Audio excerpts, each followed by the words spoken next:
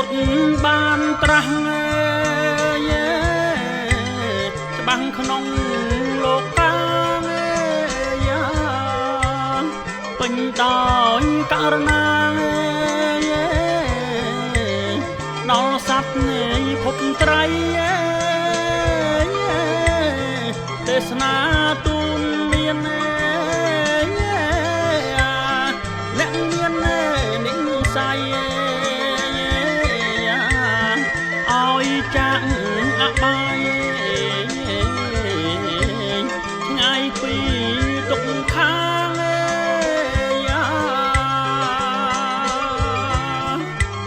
ពិភពលោកបច្ចុប្បន្ន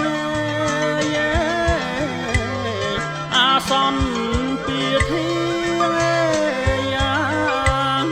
ហង្សាចងពីវេរីខ្លាំងខ្លាបរិស្ថានរងគ្រោះគ្រោះតែមហិច្ឆតា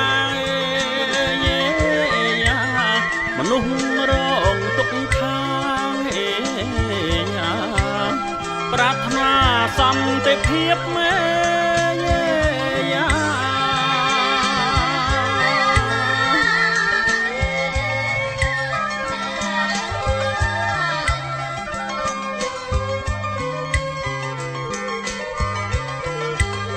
ប្រជុំកំពូល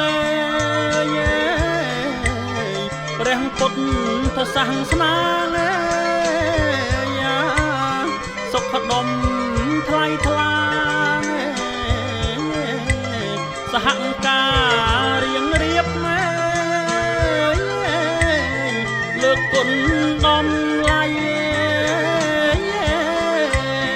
នៃសុខសន្តិភាពព្រះធម៌ពេញត្រៀបជ្រាបក្នុងតីយាង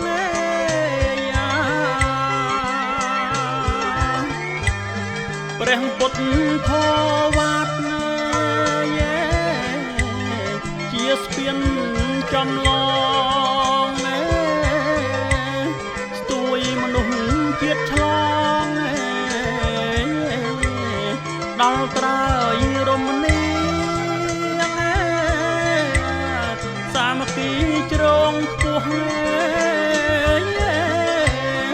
អភិវឌ្ឍនីសាយព្រះធម៌រុងរឿងតទៅ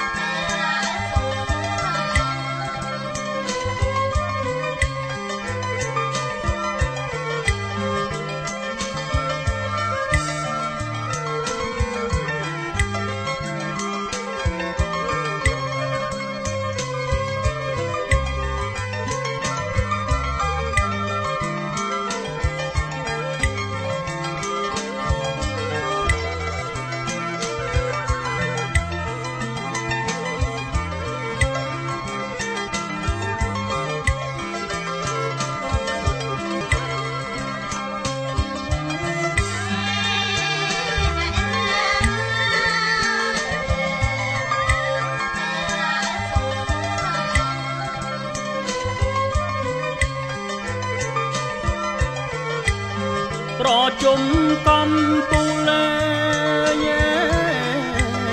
ព្រះពុទ្ធសាសនាសុខដុមថ្លៃថ្លាសហការរៀងរៀបលើកគុណដំឡៃនៃសុខសន្តិភាពព្រះធម៌ពេញត្រៀបជ្រាបក្នុងតីយាង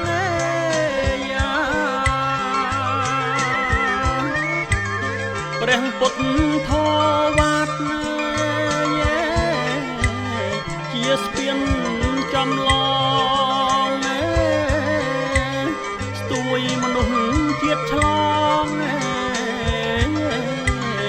ដល់ត្រើយរមនីសាមគ្គីជ្រងពោះអង្គភិងវត្តនីសាយព្រះធម៌នាងត្រង់រឿងតទៅ